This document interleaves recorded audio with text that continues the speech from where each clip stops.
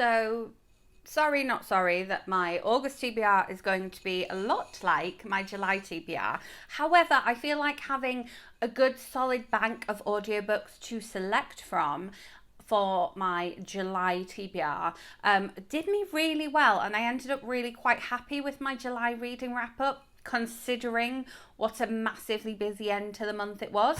So welcome to my August TBR. Welcome back, or if you are new here, welcome. My name is Katrina and I make bookish content here on this channel every week, and then movie reviews and book to movie content here at the weekend. In the description box below you will find my blog and my Goodreads, where I review most of the things that I read.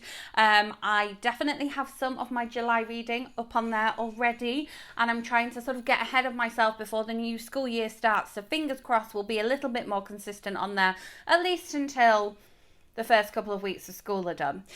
So I have normally some August releases and some September releases to talk about in my August TBR. However, a lot of this is going to be stuff that I didn't get to in the month of July. There are some clues to some of those behind me. However, I do have some August releases that I would like to read. I've pre-ordered one of these, and I think I'm going to see if I can get myself a copy of one of these at a book event I'm going to this week, which is why I haven't pre-ordered it, because I thought I might buy the physical book and read a physical book in public. What on earth? How long has it been since I've done that? Oh my goodness. So this, of course, is Summer People by Julie Cohen. The tagline for this one is "A love that can't be stopped, a secret that will change everything." I am loving the cover of this one, and it's giving me Jennifer Weiner vibes with her like summer series.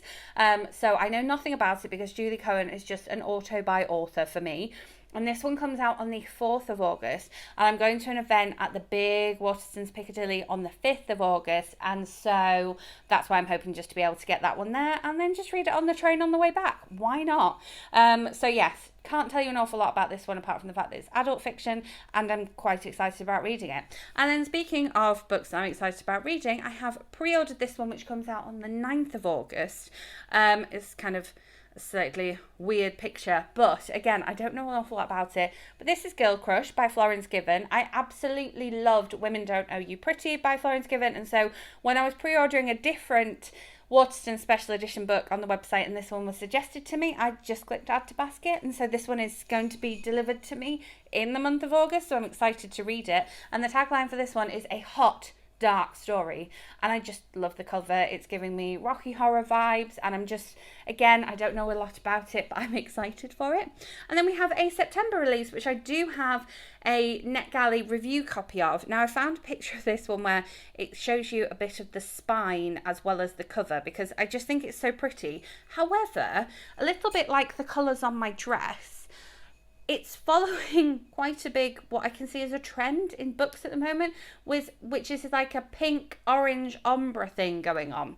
This is Goodnight Stories for Rebel Girls, and I wanted to show the spine as well. And this is 100 Inspiring Young Changemakers, and so you can see quite a few of them on here. Now, I would like to read this and review it myself. However, I think that this might be a nice one to share with my class as well. So I haven't decided whether I'm going to read it in August or whether I'm going to wait and read this one in September. But I'm popping it on the August TBR, and then we shall just see. And then we have two books which were very definitely not on my July TBR, because one of these is for a book versus movie video, and because I wanted to throw a reread in there. This one is Everything I Know About Love by Dolly Alderton. I listened to this one, so it must have been the winter of 2019 at some point. I can place myself in the car driving to and from a nannying job that I had listening to this one, and so it must have been like December 2019, November 2019 time, because I only worked for that nanny agency for a very short time because it was awful. And so I'm re-listening to this one as we speak, actually, so that I can watch the series and bring you a book versus movie. So make sure you are subscribed and hit that notification bell so you don't miss out on that one, because hopefully it will be coming your way very, very soon, since I should be able to watch it whilst I'm away over the next couple of weeks. Very exciting. And then a book event I'm going to literally as soon as I finish filming this one, with an author I met at the Harrogate International Crime Festival. Again, vlog of some summer book events coming your way very soon, so make sure you watch out for that one too. This is The Birdcage by Eve Chase. Now, Eve Chase used to write as Polly Williams, and I read quite a lot of her Polly Williams books, and then I met her at the launch for Lisa Jewell's The Family Remains and chatted to her, and she was very lovely. And so I'm going to a book event with her tonight, and so I'm excited to read the book, so I'm going to buy it there and have it signed, and then hence why it'll be on the August TBR. I'm being very ambitious with the August TBR. So then, things I wanted to read in July but did not get to. I'm feeling good about this. Obviously, I have my quick reads I keep promising to read. How long have I been promising to read these for now? We have Sofia and the Baby Blues by Ayisha Malik. Then we have Blind Spot by Paula Hawkins. A little bit of thrill there. I felt really motivated to read this one because she was at the Harrogate International Crime Festival, so I'm looking forward to diving into this one. Maybe I'll do it whilst I'm waiting for that book event later on. Then we have The Cutting Season by M.W. Craven. Again, quite motivated to read this one. And then this author was an answer on an episode of Pointless I watched. So again, everything's pushing me towards reading these quick reads books. This is My Name is Why by Lemn Sissay. And again, I am making a whole vlog reading these books. I've read the first 4. As of filming this, sneakily, I have already read this one because it's a quick read. So I was able to. Summer holidays, get up, read it, done. So yes, I'm making a vlog all about these. So again, make sure you hit that notification bell so you don't miss out on that, because it is coming your way very soon, because I've already started on this stack. I'm fully committed to reading these in the month of August. It's going to happen, okay? And since it's on here, I also got sent, well, I think I won it actually, a copy of Finding Perfect by Colleen Hoover. And I recently did a Top 10 Tuesday post about like popular authors I haven't read. Colleen Hoover is one of them. So I would love if you could tell me where I need to start with Colleen Hoover, because I would like to get into her. She's become a TikTok sensation now, her books. And so I feel like I'm the only one that hasn't read any Colleen Hoover ever. And this one says the 4th installment in Colleen Hoover's best-selling Hopeless series, which will give readers the heartwarming conclusion they've been hoping for. So because this is Finding Perfect, do I need to start with Hopeless? Like, let me know, because there's a lot of books. I think I have slammed. So yeah, Hopeless, Losing Hope, Finding Cinderella, Finding Perfect. And I have seen Finding Cinderella and something else in the works when I've been in there. So is this a series I should start with, or should I start somewhere else? But maybe I'll get to reading this one this month because it's very quick. It's a novella. Let me see. I will look up the Hopeless series and see, but please let me know if you recommend I start somewhere else. And then, of course, we have the books I want to read from the Penguin Random House Volumes app before it disappears, as well as 2 July releases that I did not get to. So one July release I did not get to, but I have on my Audible, is Feeling Myself by Natalie Lee. How I Shed My Shame to Find Sexual Freedom, and you can too. So it's like part memoir, part self-help, and I pre-ordered it, and so I definitely want to get to it. And also, I really enjoyed reading John Green's book in the month of July, and so having a non-fiction book on my TBR I think is a good thing. So we're going to read this month. And then speaking of things I pre-ordered that are released in the month of July, if I can find it, where is it? I definitely have it here. Here it is.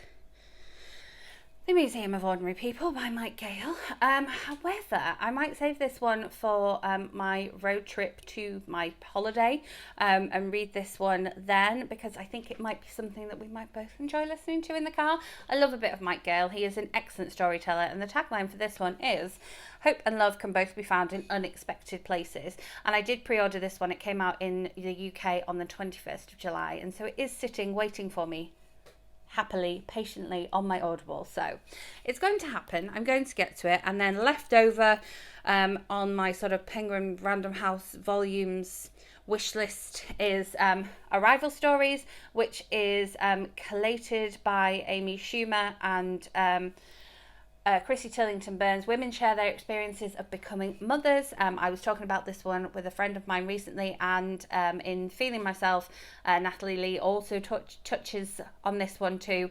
And so it's not very long. I'm hoping to be able to maybe knock it out on a journey or two to and from somewhere this summer holiday. And then also a bit of YA in there because I haven't read YA for a little while.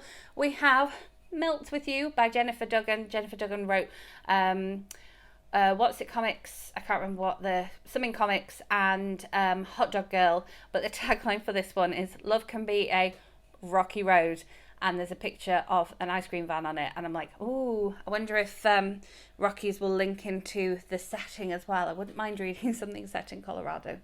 And then I do have another one left over. Oh yeah, here's the other one I have left over, which is One Night on the Island by Josie Silver. This one says, one cottage, two strangers, every great love story starts somewhere. I did save this one to listen to with my mum just because it has a lighthouse on the cover, but we didn't get a chance to listen to it together, and I don't think we're going to get a chance now, so maybe she can read it separately from me, or I can read it, or maybe I'll just save it and read it another time and download it from the library another time. Who knows? But I have until the 1st of September to get to the ones on the Penguin Random House Volumes app.